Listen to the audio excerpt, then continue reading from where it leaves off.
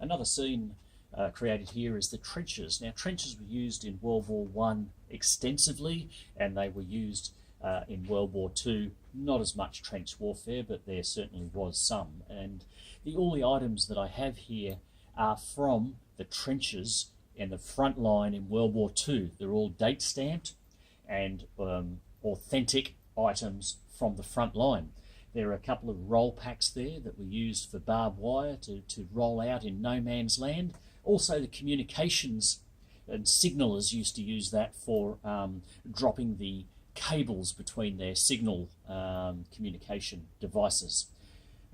There is also a lot of artillery shells, as you can imagine that would have been seen in the trenches, and a lot of the cases for carrying all that ammunition, the cookware. There are even a couple of rats running around here.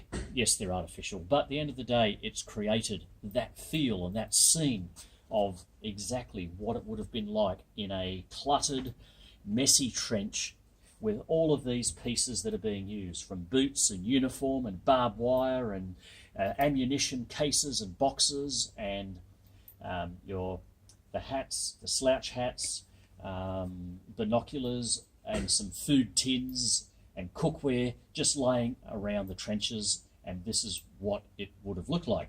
And I created this actually to show also what trenches were made out of. There's some tin, some cast iron that they would have used, and the logs and these sandbags.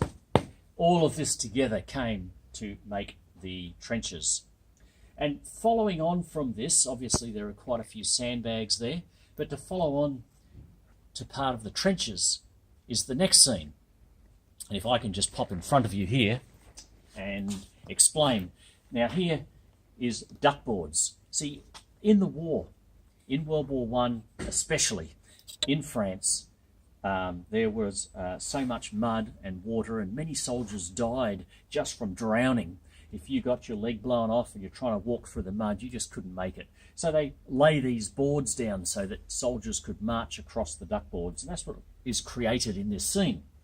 Is the duckboards, you have the uniforms, you have a wounded soldier, as it would have looked on the front line, World War II. There's another stretcher here from World War II, this one, as well. Tank tracks from a tank, and the weight on these, and this is just one little part of a tank track, and it's extremely heavy, so you can imagine the weight on those tanks anyway. So this is again a little bit of a cluttered scene, as it would have been on the front line in France, duckboards to get through. Most of the land in on the Western Front was only a couple of feet above sea level, and as soon as the soldiers began to dig trenches, what would happen? You find water, and you get flooded with water, and that became a major issue. And this is what I tried to recreate in this scene, a bit of that feel. So that's the trenches.